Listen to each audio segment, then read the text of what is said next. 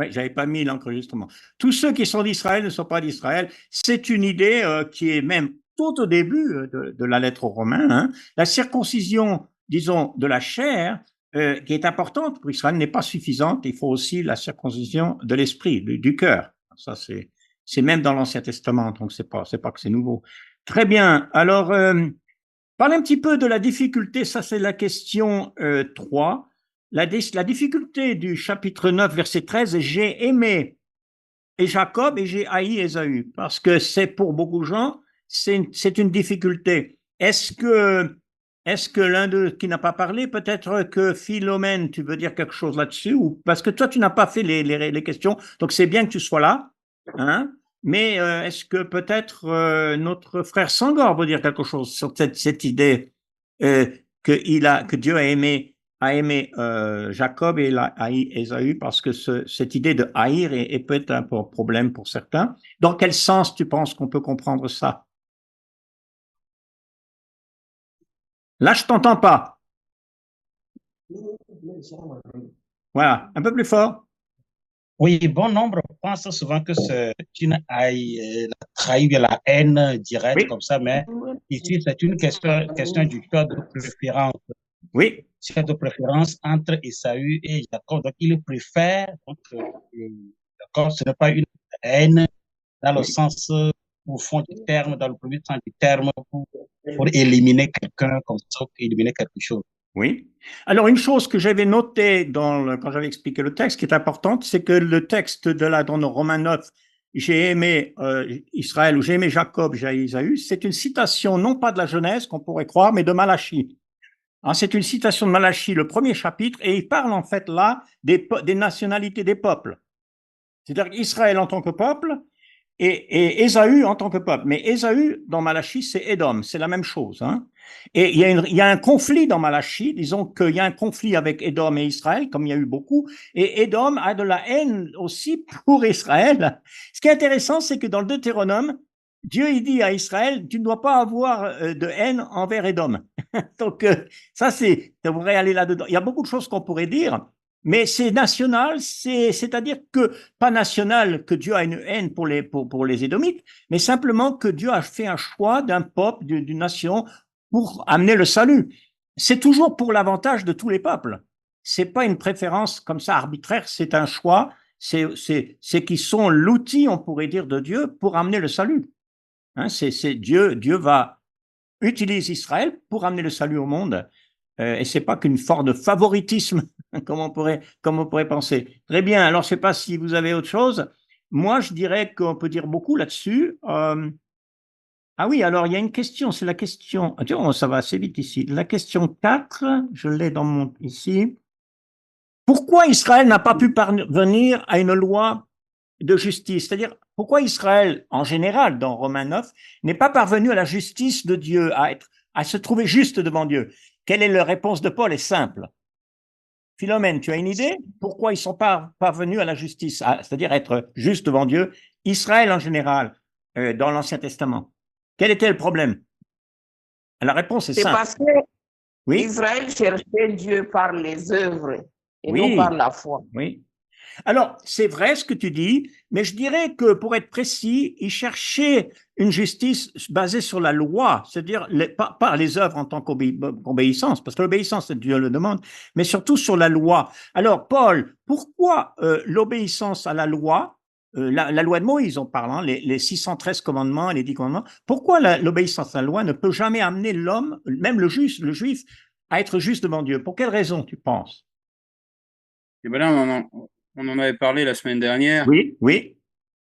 J'ai un point de vue peut-être un tout petit peu différent, je ne sais pas. Non, non, mais Peut-être pas. dis-moi. Oui. Je pense que on pourrait arriver théoriquement dans le respect le plus absolu de la loi, on pourrait y Oui, arriver puisque la loi est sainte. Mais oui, comme le respect de la loi s'accompagne aussi non pas seulement des actes, qui ouais, sont déjà impossibles à tous réaliser et respecter en réalité, oui, mais également des pensées, des attitudes, des sentiments qui traversent l'homme. À savoir d'accord. que, si je prends un exemple pour éclairer mon développement, Oui, C'est que certes, tu ne voleras point, ça très bien, ok, on pourra toujours dire je n'ai jamais volé. Oui, mais on a certainement convoité dans son cœur, on a certainement eu oui, envie de voler, on a certainement oui, eu des temps. Et donc, dès qu'on a eu ce genre de pensée, on peut oui, dire qu'on n'a pas été fidèle à la loi. Par conséquent, et Paul l'affirme dans d'autres passages, que ouais, tous ont péché. Et donc tous ont violé la loi. Et ouais. donc elle ne peut saisir le salut que par la grâce et la foi. D'accord. Oui, c'est une manière de le voir, mais tu sais, Jacques nous dit que, Jacques, dans son épître, nous dit que si même on observe toute la loi, mais qu'on est fautif dans une seule commandement, on est fautif de toute la loi. Il dit ça. Alors pourquoi ce serait le cas, Senghor? Pourquoi quelqu'un qui observerait toute la loi, mais qui serait fautif dans une seule loi de Dieu? Et dans Jacques, en l'occurrence, il s'agit de faire exception de personne. Je m'occupe des riches, mais je m'occupe pas des pauvres. Pourquoi Dieu dirait là on pourrait pas être juste devant Dieu? Oui, cela démontre l'imperfection totale de la loi, parce que la loi ne peut pas régler toutes les questions d'ordre d'obéissance, parce qu'il y Oui, a cette imperfection qui fait que, quel que soit le volet que vous appliquez de cette loi, ne vous fera oui, pas un parfait. oui, Donc, c'est pourquoi la loi est toujours imparfaite, ça ne peut oui, pas sauver l'homme totalement. Il faut que la oui. loi soit complète comme l'a inauguré Jésus pour que nous puissions avoir le salut. C'est ça, c'est bien, c'est bien. Alors, concernant ce problème dans Romains 9, une sorte d'opposition entre les œuvres en quelque sorte et la foi, il n'y a pas réellement d'opposition entre les œuvres et la foi. Voilà ce que moi je vais dire. Je vais vous donner un point de vue qui n'est pas souvent dit, mais que je vais vous dire. Jacques parle de la foi sans les œuvres, d'accord? La foi qui est morte. Romain, Paul parle des œuvres sans la foi. C'est-à-dire, on veut faire toute la loi de Dieu, mais on n'a pas la foi en Dieu. On ne croit pas en lui. Et je crois que c'est ça le problème. C'est pas le fait de vouloir faire ce que Dieu demande, même de vouloir faire les commandements. Ça, c'est pas condamné. Paul dit que la loi est bonne. Mais le problème qu'il y a, c'est qu'ils n'ont pas la foi. Et surtout, ils n'ont pas mis leur foi en Jésus. Donc, si quelqu'un veut suivre des lois de ceci, de cela, mais c'est pas ça qui est un problème. Le problème, c'est quand ils veulent faire des choses, des œuvres, mais qui n'ont pas la foi, parce que c'est la foi qui sauve. C'est pas le fait de ne pas faire d'œuvre. La foi, le juste vivra par la foi. Hein. Romains chapitre 1, la verset 18, hein, citation du prophète Osée. Donc ça, c'est mon point de vue. Si vous réfléchissez un peu à ça, Jacques parle de la foi sans les œuvres, qui est morte, et Paul dit, les œuvres sans la foi qui n'amènent pas à la justice. C'est mon point de vue, disons, comme ça que je vois aussi. Mais ce que vous avez dit est juste, hein. Il n'y a pas de problème et Paul a raison, pour observer la loi telle que Dieu l'a voulu, c'est-à-dire pour être saint, hein, Dieu dit, vous serez saints car je suis saint. Il suffit pas de ne pas voler, de ne pas commettre d'adultère, hein, il suffit d'avoir un cœur, il faut avoir un cœur. Et d'ailleurs, le premier commandement, je vais dire peut-être, je vais poser la question, tiens, il y a Roland Olivier qui est là, poser la question, cette question du cœur, elle se trouve dans le plus grand commandement, le premier et le plus grand commandement qui est quoi? Qui peut me dire qui est le plus grand commandement? C'est l'amour. Oui, mais plus précisément, le Deutéronome, là, au chapitre 6, le premier commandement, le plus grand, le premier qui vient en premier, c'est lequel? C'est aimer Dieu de tout notre cœur, de Oui, toute notre âme, oui, de toute notre pensée, et voilà. d'aimer le prochain comme nous-mêmes. Ouais. Alors, ils sont deux commandements, hein. Un c'est en Deutéronome 6, l'autre en Lévitique 19, mais le fait qu'on dit qu'il faut aimer Dieu de tout son cœur, ça montre que le cœur fait partie de ce que Dieu demande. Et si le cœur fait partie de ce que demande, on a des problèmes. Parce que l'autre cœur n'est pas comme il faut. Le cœur n'est pas saint. Le péché vient du cœur, hein. Marc chapitre 7, Jésus dit, ce n'est pas ce qui sort de l'homme qui est un problème, c'est pas la nourriture qui rentre dans son corps, mais c'est ce qui sort de lui, de son cœur qui est un problème. Les adultères, les meurtres et tout ça vient du cœur. Hein, ce que Paul a dit. Voilà, on comprend bien ça. C'est parfait. Eh ben moi, j'essaye de voir quelle est parce qu'on essaye de faire toutes ces questions pour aider ceux qui n'ont pas peut-être pu le faire. Alors, ça, c'est bon. Qu'est-ce que j'ai comme question ici? Alors oui, alors ça concerne Romains 19. Si tu confesses de ta bouche le Seigneur Jésus et tu crois dans ton cœur que Dieu l'a ressuscité des morts, tu seras sauvé. Alors voilà un verset très connu. Et c'est un verset qu'on cite souvent par des personnes qui disent qu'il n'y a pas besoin d'être baptisé parce qu'il cite ce verset, il dit, regarde, tu n'as pas besoin d'être baptisé parce qu'il dit, si tu confesses le Seigneur de tout ton cœur, hein, et si tu crois qu'il est ressuscité des morts, tu seras sauvé. Alors, comment on peut répondre à ça quand quelqu'un utilise ce verset pour dire il n'y a pas besoin d'être baptisé? C'est courant, ça. Quelqu'un voudrait répondre?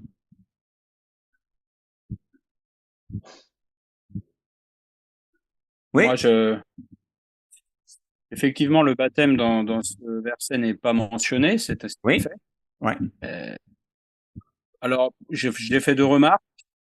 La première, c'est que c'est pas parce qu'il n'est pas mentionné qu'il n'est pas nécessaire, puisque d'autres passages de la Bible sont beaucoup plus clairs. Donc, Ouais. Paul a peut-être insisté sur des aspects des choses sans forcément tout mentionner. C'est le premier point. On peut pas l'utiliser pour dire que le baptême n'est pas nécessaire, pour moi. Oui. C'est un point, je dirais, logique. Mais j'ai remarqué, j'ai plus réfléchi un petit peu, j'ai le sentiment que Paul évoque plutôt ce qui est nécessaire à l'intérieur de l'homme, ce qui vient de l'intérieur de l'homme pour le salut. D'accord. Sentiment, comportement, D'accord. alors que qui explique la foi qui naît en l'homme, hein, alors que justement il n'insiste pas sur le signe extérieur qu'on va manifester et qui va D'accord. finir la conversion totale. Donc Ouais. ça ne signifie pas que la foi véritable, justement, qui est née par je dirais ces transformations intérieures, hein, la repentance, la foi, Ouais. la Ouais. confiance. Cette foi doit être obéissante à l'évangile par définition, et Ouais. donc mener au baptême pour D'accord. finir la conversion. D'accord. Bon. Parfois, quand on parle avec les personnes, j'ai remarqué une chose, c'est que bien souvent, la meilleure façon de faire comprendre quelque chose, c'est de poser des questions. Souvent, on essaye de répondre à des objections, hein, avec des argumentations, avec des preuves, on veut enseigner, mais souvent poser des questions. Moi, une question que je pose quand on me dit ça, Romains 10, verset 9, hein, la question que je pose, c'est effectivement, si tu crois dans ton cœur et tu confesses, si tu crois que Jésus est ressuscité, que tu confesses cela de ta bouche, tu seras sauvé. Est-ce qu'il y aura besoin de se repentir dans ce cas-là? Parce qu'on peut croire et confesser de sa bouche sans se repentir. Donc, je pose la question, est-ce qu'il y a besoin de se repentir? Parce qu'il ne le mentionne pas. Ouais. Il a besoin de se repentir. Oui, Oui. Senghor. Oui, et je voudrais revenir sur Romains 8, verset 19 à 22, puisqu'il s'agit en fait d'une figure qu'on appelle la métonymie ici. Oui. C'est-à-dire que c'est une partie du tout. Donc, on sait que pour avoir le salut, il y a tout un processus. Il faut attendre la parole, il faut croire, il faut confesser. Donc, ici, Paul énumère seulement une partie du tout. Donc, quand les gens sortent du contexte pour prendre seulement cette seule partie du tout, et ils voulaient l'appliquer à tout, là, ils tombent dans l'erreur. Dans ce Bien sûr. En confessant tout simplement le Seigneur, on a accompli tout, et puis on n'a pas besoin de baptême ni de repentance. Alors qu'ils ne comprennent pas que c'est une partie de l'ensemble que, donc, dans ce chapitre. Oui. C'est vrai, et je pense qu'on a aussi la coutume, l'habitude qui a été prise de, en quelque sorte, de prendre un ou deux versets pour résumer le tout. On ne peut pas faire ça avec la Bible parce que, comme tu dis, c'est un verset pris d'un contexte. Et souvent, hein, avec la Bible, c'est ce qui arrive, c'est que c'est pas le contexte. Paul n'est pas en train même de parler du problème du baptême ou peut-être même de la repentance. Hein. Là, il argumente sur la foi. Parce qu'il a expliqué que ceux qui ont suivi la loi, etc., mais ils n'ont pas trouvé la justice parce qu'ils n'ont pas la foi. Alors lui, maintenant, il explique la foi en quoi? Que Dieu existe. Est-ce que ça suffit que croire que Dieu existe? Non, le démon, il croit, mais non, c'est pas la foi que Dieu existe, c'est la foi dans le Christ, dans Jésus, mais aussi, c'est important, la foi dans Christ ressuscité. Alors ça, c'est une question importante parce que pourquoi il s'agit ici de résurrection? Il aurait pu dire la foi que Jésus est mort pour nous, ou la foi que Jésus est né d'une vierge, ou la foi que Jésus a fait des miracles, comme dans Jean, hein, tous les signes que Jésus a. Mais pourquoi vous pensez que là, il mentionne précisément là la résurrection de Jésus? Pourquoi c'est si important? Pourquoi la résurrection de Jésus, c'est une clé, quoi. Supposons que Jésus n'est pas ressuscité, quoi. Pourquoi il mentionne non pas simplement croire en Jésus, mais croire que Jésus est ressuscité? Bon, là, pour moi, la résolution vient de l'évangile. C'est-à-dire que la résurrection, l'évangile sans résurrection, en réalité. Roland, tu peux parler et tous les autres peuvent enlever leur son et moi je vais faire moi parce que je crois que ça peut venir de moi les bruits aussi. Voilà, on t'écoute Roland. Oui, je disais que il insiste sur la résurrection des morts parce que c'est là où toute la foi chrétienne est bâtie. C'est-à-dire qu'il ne peut pas avoir l'évangile. Il ne peut pas avoir l'évangile sans résurrection. L'évangile sans résurrection, en réalité, n'a pas de sens. Le sens même de l'évangile vient de la résurrection de Jésus. Je pense que c'est ça la base de la foi. C'est-à-dire que pour que nous puissions devenir chrétiens, il fallait que Christ passe par la résurrection des morts. Et c'est ça qui martèle, qui fait la force de la foi chrétienne, de la foi en Christ. Moi, je pense que c'est ça la réponse.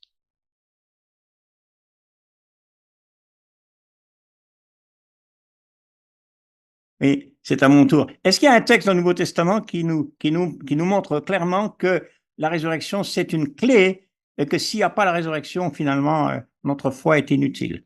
Alors, qui aimerait nous dire où ça se trouve ça? Le chapitre 15 de 1 Corinthiens illustre très bien cette question. Voilà. Oui, c'est un peu pénible d'arrêter le son et de le remettre, mais en fait, ça aide parce que c'est vrai qu'il y a des bruits parasites. Ça peut venir de moi parce que j'entends maintenant quand je parle même. Mais bon, c'est pas grave. On va continuer. Bon, ça c'est très bien. On aurait pu dire beaucoup plus sur tout ça. Autre question. Alors, qu'ils sont beaux les pieds de ceux qui annoncent de bonnes nouvelles et de ceux qui annoncent de bonnes choses. Romains 10, 15. Alors, qu'est-ce que souligne ce verset? Bon, ça, c'est pas tellement difficile. Hein. Il souligne l'importance et la beauté de ceux qui partagent les nouvelles du salut. Hein. Donc, la bonne nouvelle. Non, surtout, ce qui est intéressant, c'est que la bonne nouvelle, c'est pas une idée du Nouveau Testament. C'est une idée déjà de l'Ancien Testament. On le voit en Ésaïe, hein, la bonne nouvelle. Donc, c'est pas tellement difficile. Alors, la foi engendre le salut, car c'est en croyant du cœur qu'on parvient à la justice, et c'est en confessant de la bouche qu'on parvient du salut. C'est le même verset que tout à l'heure. Hein. C'est en croyant du cœur qu'on parvient à la justice, c'est en confessant de la bouche qu'on parvient au salut. Très intéressant. Est-ce quand on dit la justice ici dans ce texte de Paul, on parvient à la justice. Comment vous comprenez on parvient à la justice? Qu'est-ce que ça veut dire pour vous? Parce que la question peut être posée. J'attends les réponses et moi je vais arrêter mon micro.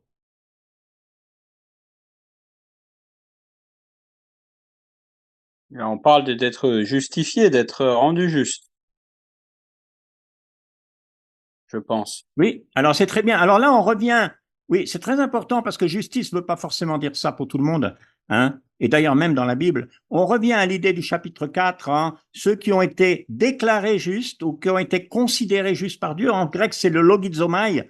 Ça veut dire qu'ils ont été crédités de justice. C'est pas qu'ils ont mérité d'être justes, mais Dieu les voit comme justes à travers Jésus-Christ. Hein. Donc, c'est ça la question. C'est pas difficile. Ah oui. Pourquoi Israël est-il tombé? Alors, on a déjà répondu à la question dans un sens. Hein. Pourquoi ils ont cherché les œuvres? Pourquoi ils sont tombés? Quel était le problème?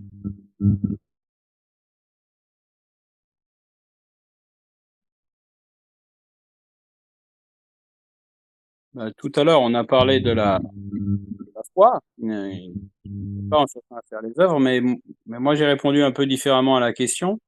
J'ai plutôt été chercher le but et l'objectif de leur chute, si je puis dire, en allant dans Romains 11, verset 11, qui dit Israël est tombé pour que le salut soit accessible aux païens. Donc c'est ce que j'ai noté, moi. J'ai pensé que ce verset nous montrait le but de la chute d'Israël, pour que l'évangile, la bonne nouvelle, le message de Dieu soit ouvert aux païens. Je crois que c'est une bonne réponse parce qu'en fait, si vous voulez, il y a deux questions différentes. Pourquoi ou pour quelle raison Pour quelle raison? Parce qu'ils ont cherché la justice par les œuvres et non par la foi. Mais pourquoi, effectivement? Parce que dans le plan de Dieu, cette chute d'Israël allait permettre aux non-juifs d'avoir le salut, et d'ailleurs même à tout Israël, parce qu'en fait, même Israël est sauvé par l'infidélité d'Israël, dans un sens. C'est pas que les non-juifs. Bon, ça, c'est une bonne réponse. OK, alors je vais regarder ce qu'il y a ensuite, parce que j'ai les questions devant moi, mais je sais pour pas me tromper. Ah, une question qu'on a beaucoup discuté, le verset 26 de Romains 11, et on ne pourra pas tout expliquer parce que j'ai déjà expliqué pas mal, quand Paul dit que tout Israël sera sauvé. Alors ça, c'est un verset qui a fait couler beaucoup d'encre, qui est mal compris, je pense, très souvent, que tout Israël sera sauvé. En gros, on en avait parlé la dernière fois quand j'ai montré le texte. Est-ce que vous pouvez un petit peu me dire ce qu'on a pu voir là-dessus, que tout Israël sera sauvé? Comment vous le comprenez, vous?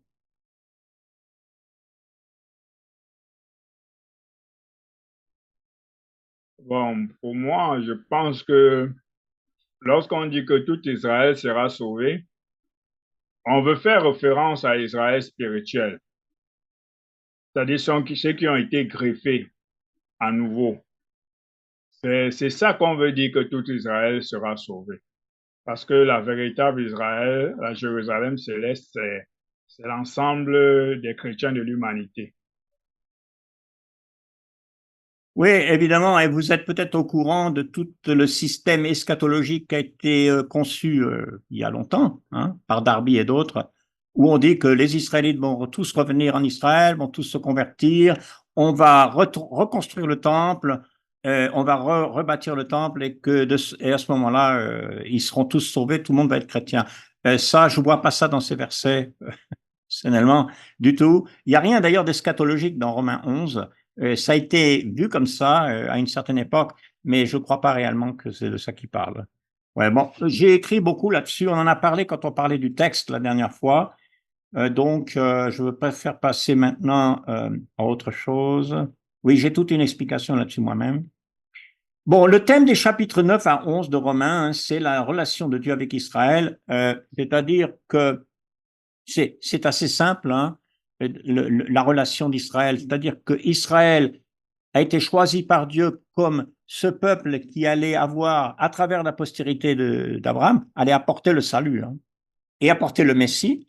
Bon, ils ont aussi apporté la parole, ils ont apporté la connaissance de Dieu, je dirais, ils ont maintenu la connaissance de Dieu, même si des fois pas très efficacement, parce que si on regarde l'Ancien Testament, l'histoire d'Israël, ils étaient tombés dans les idolâtries, ils ont abandonné Dieu beaucoup, mais ils ont maintenu la foi et ils ont préparé à la venue du Sauveur, à la venue du Christ. Quand on parle d'Israël spirituel, Olivier, je voudrais dire qu'il faudrait dire aussi, quand on parle d'Israël spirituel, d'Israël fidèle, il faut toujours englober là-dedans les premiers disciples, c'est-à-dire les apôtres. Jésus était juif, les parents de Jésus, la famille Jean-Baptiste, etc., etc. Les gens oublient. C'est comme si tous ces gens-là, c'était je sais pas quoi, autre chose que des juifs. On oublie, et c'est curieux d'ailleurs, même les juifs ne savent pas. La plupart des juifs qui sont pas tellement dans leur Bible, on peut dire, il y en a beaucoup qui lisent pas la Bible, beaucoup de juifs ne savent pas que Jésus était juif, que Jean-Baptiste était juif, qu'il a été vécu en Israël, etc. Alors vraiment, ça fait partie. C'est l'Israël fidèle, c'est aussi ces 3000 qui ont été baptisés la Pentecôte, c'est des Israélites qui sont venus adorer Dieu à Jérusalem. Parler dans Romains 9, 10 et 11, et surtout 10 et 11, c'est cette question de la souveraineté de Dieu. Et un petit peu peut-être réfléchir à ce qu'on appelle le calvinisme, dans un sens, puisque, bon, le calvinisme a eu un énorme impact sur le monde protestant, on pourrait dire. Bon, les idées du calvinisme sont pas nouvelles, puisqu'en fait, c'est les idées d'Augustin au 5e siècle. Mais ici, ça joue très fort, les idées du calvinisme, ici comme dans d'autres chapitres de Romains, parce que on voit que on pense que Israël, c'était un peuple prédestiné, déjà, au départ. Quand on parle de prédestiné, on parle en général, dans le calvinisme, de salut. Et quand ils disent que tout Israël s'est sauvé, c'est là qu'ils appliquent ce verset. qu'on parle du salut, alors que le choix d'Israël, pour Dieu, c'est que Israël puisse apporter le salut au monde par le Messie, hein, par la parole, par le Messie. Mais ce n'est pas forcément un choix, une prédestination qui va les sauver dans ce sens. Donc, Dieu a agi lui-même, avait un plan déjà, mais la question qui reste et qui est très importante et qui est la grande question du calvinisme, est-ce que l'homme il est né avec le libre arbitre, c'est-à-dire est-ce qu'il a le choix, est-ce qu'il est capable même de croire, est-ce qu'il est capable de choisir Dieu ou non? Dans le calvinisme fort, le calvinisme même de Jean Calvin, l'homme il est né sans aucune capacité même de croire. Il est né totalement dépravé, totalement spirituellement zéro, il dit qu'il est même mort spirituellement. Donc l'idée de calvinisme, c'est qu'il faut que Dieu lui insuffle une sorte de vie nouvelle par l'esprit, une sorte d'action surnaturelle pour qu'en fait il arrive à croire et à être sauvé. Cette idée-là, c'est une idée d'Augustin, mais elle n'était pas une idée dans les premiers siècles de l'Église, hein. C'est pas ce qu'on enseignait. On enseignait toujours le libre choix. Depuis le début de la Genèse, hein, depuis Adam et Ève, et puis Caïn et Abel, l'homme a la liberté de choisir. Donc ça, il y a cette manière de voir même le Nouveau Testament, le salut. Je ne sais pas si vous avez quelque chose à dire, mais on pourrait même finir avec ça, parce qu'en fait, je vois qu'on a tout fait beaucoup plus. Les questions sont plus rapides que le texte, parce que l'autre fois, on a vu le texte en entier, ça a fait 1h30, hein. Donc, moi, je ne sais pas si vous avez quelque chose à dire là-dessus, et puis on va peut-être simplement continuer la semaine prochaine avec le chapitre 12. Merci, Paul, de me signaler qu'on n'en est pas encore là. Et puis, je vais vous laisser parler un petit peu, et puis après, on va peut-être prier ensemble.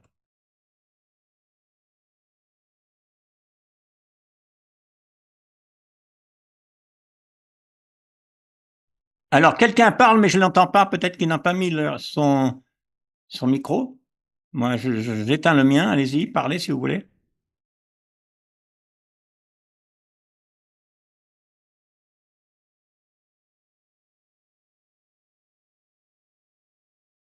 Pour l'instant, j'entends personne. Alors, vous avez tous votre micro éteint. Je regarde, mais chacun a son micro éteint. Alors, si vous voulez dire quelque chose, peut-être vous n'avez rien à dire.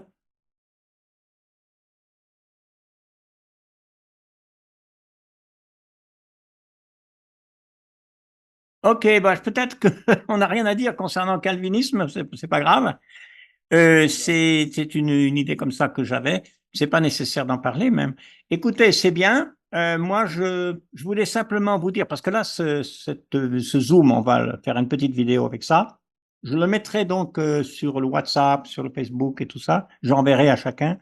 Bon, vous êtes là. Ceux qui veulent, qui s'intéressent, qui m'envoient les réponses donc à leurs questions, hein. J'ai besoin de ça pour toute la lettre, leurs réponses brèves à ces questions, et puis aussi la dissertation pour me l'envoyer. Et comme ça, je pourrais vous donner le cours, parce que vous avez suivi ici avec moi, et je pourrais vous donner le cours, crédit pour le cours. Et puis, j'apprécie le fait que Senghor est avec nous, hein. Ça nous fait plaisir de te voir. Et dis-nous comment, est-ce que tu vas bien, Senghor? Comment ça va là-bas au Canada? Il fait pas trop froid? Oui, ça va très bien. Aujourd'hui, j'ai eu une journée un peu dégagée. Donc, nous sommes sortis de congrès, suivi de colloques, etc. Donc, aujourd'hui, particulièrement, je suis un peu dégagé et j'ai profité pour vous suivre. Et c'est un plaisir d'entendre encore la voix des frères, et surtout de Yann. C'est intéressant, c'est très bien, c'est vivant. Bon, peut-être prochainement, nous allons revenir sur le calvinisme, puisqu'il y a plusieurs points qui sont liés à cela, la prédestination, la dépravation totale, la grâce irrémissible, tout ça là. Donc, peut-être ce sera l'occasion de réveiller un peu l'attention des étudiants qui sont ici, qui n'ont pas peut-être étudié sur le calvinisme dans sa totalité, de les aider pour comprendre ce phénomène dans le monde actuel. Donc, je vous remercie beaucoup. Je vais très bien, je rends grâce à Dieu. Ben, ça nous fait plaisir de savoir ça. Et puis, donc, je vois plus Philomène. Alors, j'avais lui demandé comment elle allait, mais je crois qu'elle a peut-être été coupée. Ça se peut aussi, hein, qu'on soit coupé. au Mali, là-bas. J'ai pu parler avec elle et son mari. Ils font un travail avec les enfants, les jeunes. Évangélisation là-bas, au Mali, qui est un pays un peu plus au nord, il me semble, de l'Afrique, là. Elle est là. Alors, bon, je dis, si chacun veut, on va se dire peut-être au revoir. Si vous n'avez pas des questions pour la suite, moi, je pense qu'on va peut-être faire une prière.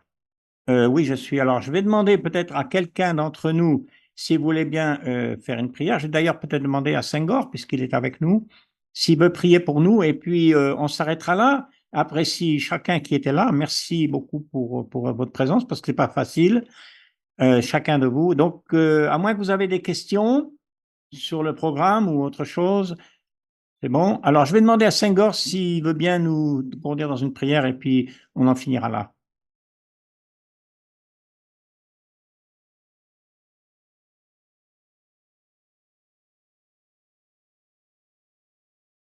Oui, allô, Yann? Oui, je pourrais peut-être parler de la sœur Philomène. Donc, elle a étudié les cours avec moi. C'est elle qui a subi beaucoup d'épreuves. Elle a fait des accidents, puis elle a traversé beaucoup de difficultés. Mais je salue tout ça, bravo, son courage à étudier la Bible, pouvoir annoncer ça. Ils sont en milieu, avec son mari, ils sont en milieu musulman là-bas au Mali. C'est l'occasion peut-être de prier pour cette famille, que Dieu puisse les assister solidement, pour qu'ils puissent continuer l'œuvre de Dieu dans cette région du Mali, dominée par l'islam, etc. Donc, je suis très content qu'elle récupère un peu maintenant. On rend grâce à Dieu pour sa vie. Oui, merci beaucoup, Senghor, parce qu'effectivement, maintenant, je me souviens effectivement que Philomène avait étudié avec toi au départ, plusieurs cours, et puis elle fait ça avec nous maintenant. Et donc, je ne sais pas si Philomène a entendu, si elle veut dire un petit mot. Tu veux nous partager un petit mot, Philomène?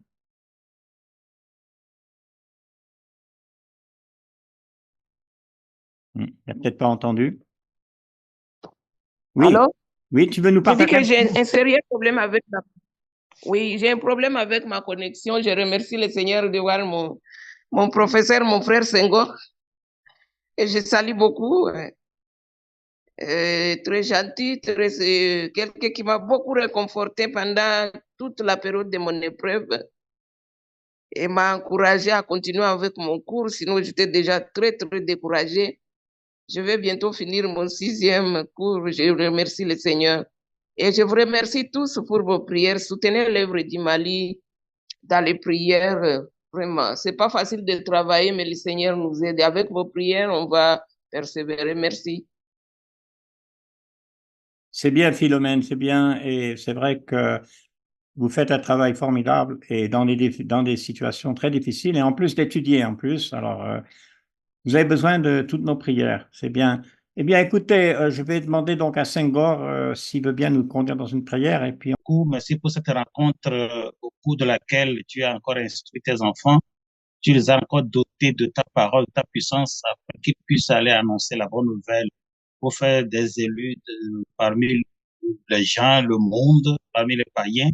Te remercie pour ce moment. Donc, nous prions que tu bénisses Yann pour ce courage, afin que cette séance soit toujours continue, afin que nous puissions étudier avec toi et apprendre ta parole et annoncer cela au monde entier. Nous prions pour les étudiants qui sont assidus ici, de les bénir, de les protéger, afin qu'ils puissent continuer jusqu'à la fin et que la gloire tout ça donne. Merci pour tout. Au nom de Jésus que nous avons prié. Amen. Amen et merci pour votre présence. Amen. Et pense à vous, hein. Alors, que Dieu vous bénisse. Merci, au revoir. Merci. Bonne semaine. Au revoir tout le monde. À bientôt. Dans une semaine, hein. À bientôt. Merci. À bientôt. Dieu vous la. Merci.